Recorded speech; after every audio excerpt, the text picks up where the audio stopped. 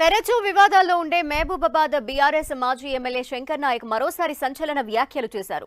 రానున్న రోజుల్లో తన సత్తా చూపిస్తానన్నారు. తాను ఎవరి జోలికి వెళ్లనని, తన జోలికి ఎవరైనా వస్తే వదిలిపెట్టేది లేదని హెచ్చరించారు. నియోజకవర్గాన్ని కాపాడుకునే సత్తా తనకుందన్నారు. కాంగ్రెస్ కు అభివృద్ధి పనులే తెలియదని విమర్శించారు.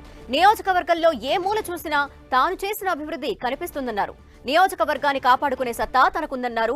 గూడూరులో బీఆర్ఎస్ విస్తృత స్థాయి సమావేశంలో పాల్గొన్న శంకర్ నాయక్ ఈ వ్యాఖ్యలు చేశారు. ఎన్నికల్లో ఓటమి తర్వాత జరిగిన తొలి సమావేశం కావడంతో పార్టీ నేతలు ఆవేదన చెందారు. మండల గ్రామస్థాయి పార్టీ అధ్యక్షులు కంటతడి పెట్టుకున్నారు. ఎవరు ఏం చేసిండో, ఎవరేం మా పార్టీలో ఉండి ఏం మా మోసం చేసిండో చూపిస్తా. ఎప్పుడైనా పోయింది ఆల్రెడీ 55 క్రాస్. ఏం చేస్తాం అబ్బాయి?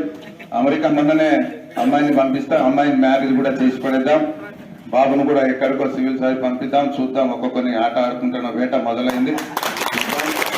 ఏం చేయాలో నేను కూడా కేసీఆర్ గారు హాస్పిటల్లో ఉండి బుక్ చదువుతాను, ఎలా చేయాలి సినిమా ఎందుకు అని చెప్పేసి శంకర్ నాయక్ కేసీఆర్ ఒకటే కాంతలో పుట్టిన బిడ్డ.